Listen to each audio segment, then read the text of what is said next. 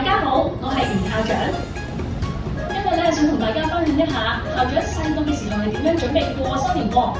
年28洗邋遢，我會同屋企人一齊大掃除，清理完家居之後，就會將揮春同埋一啲賀年吊飾掛喺屋企唔同嘅角落。之後仲會準備全盒，將糖果啦、朱古力啦、一啲賀年嘅食品放喺全盒裏面。仲會幫屋企人入利是添喎。去到年30晚就會同屋企人食團年飯，食完團年飯就會去行花市選購棉花同埋風車。我發現原來頭先所提及嘅所有活動都能夠喺龍光輝呢個大家庭一體驗到喎。因為我哋會安排全校同學一齊做課室嘅大掃除，仲有每個家庭會獲派發由學校設計嘅風車、揮春。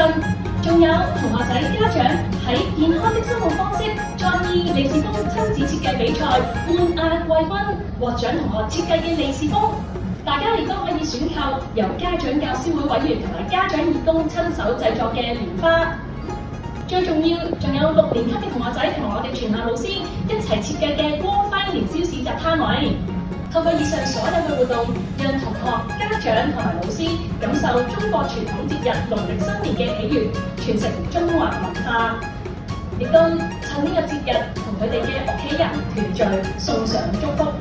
所以吳校長想趁呢個機會向大家拜個早年，祝大家丙午馬年，龍馬精神，馬到功成，事事如意，身體健康，恭喜恭喜！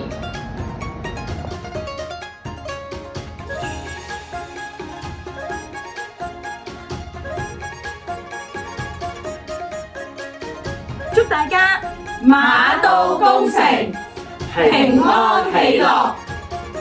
祝大家馬年吉祥，吉星拱照。好，經過我哋嘅左度右度，祝大家一馬當先，喜氣洋洋，恭喜恭喜！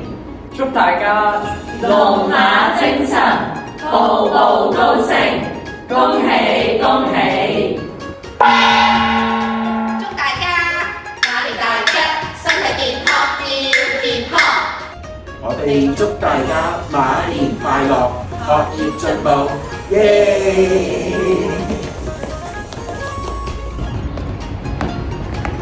祝大家馬到福來，四圍平安。學校永遠支持你，祝大家萬事如意，馬年行大運。